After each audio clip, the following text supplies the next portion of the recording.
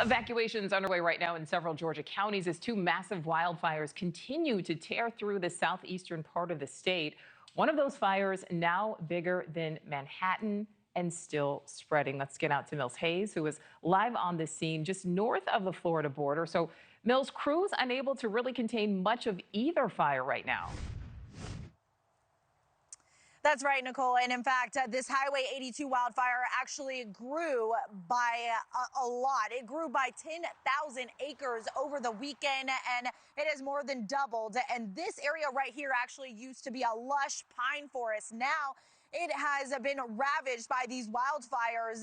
It is covered in black and ash, and when you step, you can actually still see some of the pockets of smoke rise, and it is warm on my feet here, so you can tell just how active these areas still are. We know that in southeast Georgia, the two largest wildfires have caused about 54,000 acres to burn, and more than 120 homes have been destroyed. Now, firefighters from all across the country are dealing with these wildfires, trying to maintain them and keep them down. But the issue is there is a lot of dry vegetation, strong winds, and that heat making it harder for them to contain them. And in fact, here in the Brantley County area, investigators believe that this wildfire was caused by a foil balloon landing on top of a live power line.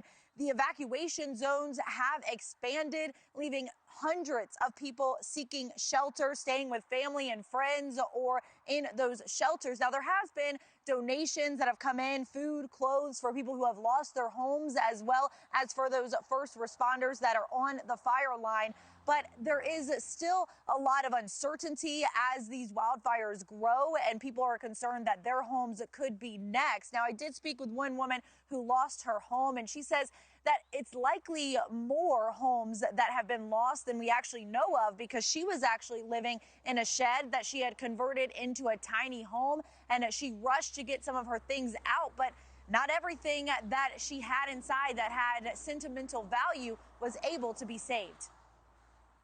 It just dawned on me that I didn't take it with me. We did lose everything. Like, I was thinking to myself yesterday morning when I got up, I was like, I don't even have a hairbrush.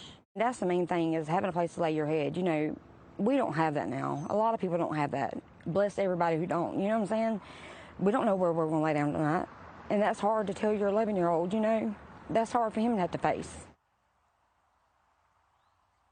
People in the community say that they have been overwhelmed by the amount of donations coming from across the country and in the southeast. But some people say what they really need right now are campers, RVs, something that they can stay in a little bit more long term than those temporary shelters. And of course, Nicole, it's not just Georgia, but also in Florida. There was a volunteer firefighter who actually passed away while he was trying to fight those wildfires from a medical emergency. Nicole? All right, Mills Hayes on live for us there with the very latest. Thank you. Thank you for watching. Subscribe below and download our NewsNation app right now on your phone, and you will get fact-based, unbiased news for all Americans.